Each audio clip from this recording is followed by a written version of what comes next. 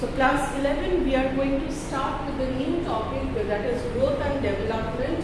This is a portion of your economic syllabus, which is very much present for your first unit test. Now, what is growth? Now, when we say that a country is growing or a country is better than the previous state, it is only when its income shows a rise. So when the entire country or entire nation's income increases or national income increases, we can say that the country is experiencing growth. Now, national income, while measuring national income, it is not so easy because it is not only a single person's income, but it means the income of the entire nation. Now, when we are calculating national income, there are some things which has to be added, which are subtracted. So there are some adjustments that has to be done. First of all, this national income means the income earned by the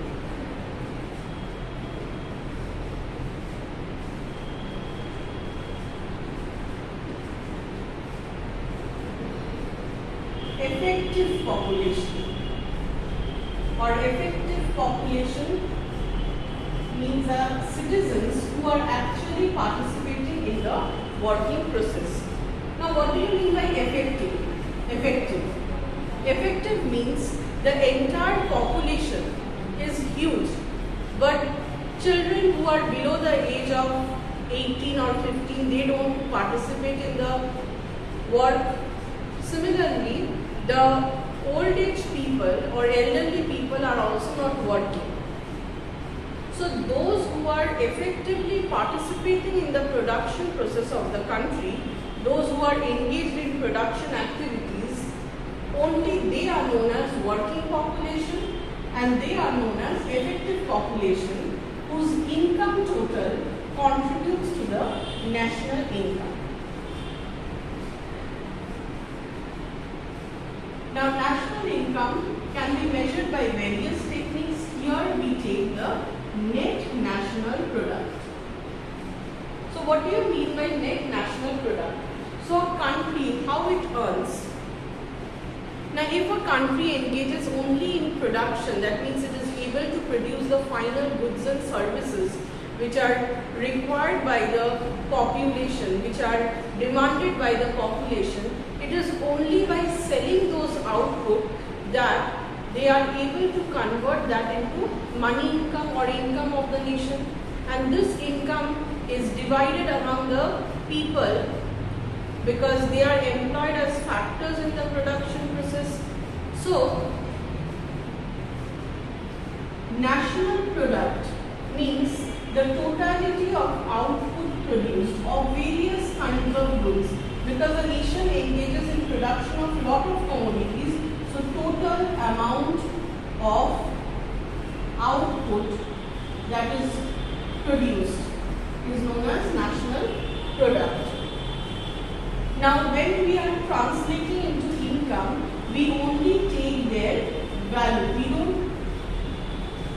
We don't consider the volume of output, but we translate the output into their respective money value, and that is only the amount of money that is realized after the sale of the commodities, whether within the domestic boundaries of the country or outside, and this only contributes to the income of the nation. Now, why do we take the net? Now, there is a difference between expected or anticipated income of a nation. That means what we expect to get at the end. Suppose this is the year 2021. So, if the production process is huge, there are different kinds of product produced. We expect to earn something, but actual earning or actual income may not match with our anticipated or our expected income. And why this happens? Number one, because there can be many products which are not sold during the current period.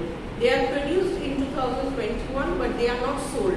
So you have some of the commodities present as closing stock. If they are not sold, then that income is not realized.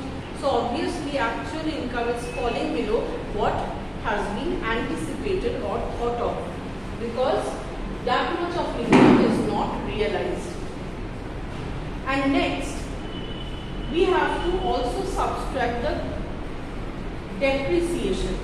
There are many commodities which are produced, but suppose an AC is produced in 2021 July, but it is sold at 2021 December.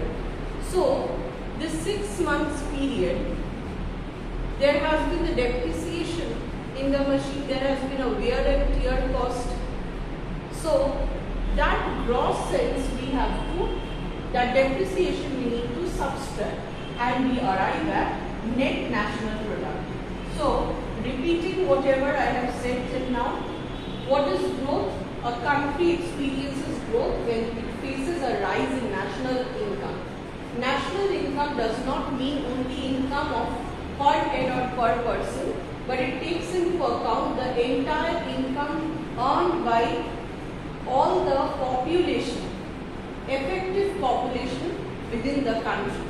Why we call it effective? Because there are many people who are not in the age group of working population, so subtracting them, they are not participating in the output generating process of the country, so they are subtracted, and that is why we include only those income of the people who are taking part in the production process.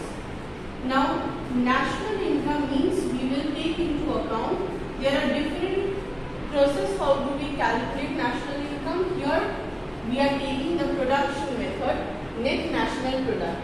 So in a country, suppose X, Y, Z, there are various items produced and each have different value. Suppose 1 unit of X cost rupees 50,000. 1 unit of Y cost rupees 10,000, like this. So they have their money value, and suppose the volume of output has increased. So suppose X commodity is produced, earlier what was produced 10 units, now it is produced 20 units. So if you multiply, you will get the value that you expect or a country expects to earn at the end from selling the commodity X. Similarly, Y commodity, if it is single unit price is 10,000. Suppose we can take a fridge, its price is 10,000 and 50 such fridges are produced in the nation within the current period. So the expected income will be price into quantity. So if we sell those 50 units of fridges, then we will earn 10,000 for each. So we take the value that we expect to get from the sale of the commodities. So that is so we are translating the output into its value and we are expecting that to be earned at the end of the year. But why do we take net? We calculate in net sense because there is a deduction of the depreciation, wear and tear, and many items might not be sold at the end of the year. We will get some of the stock left out. For example, this X is left out, 20 units were produced, 5 is left out. This Y, 50 units were produced, 10 is left out. So those who are left out, we have unable to sell in the current period. So that has not translated into income of the nation. So that is why we have to take the net sense. We have to subtract from the national product the depreciation cost as well as the closing stock. That means at the closing of the year, what is the stock left behind? We have not earned from there. And if we do this from the gross sense, we will get the net national product or the actual earning of the country. What would it be?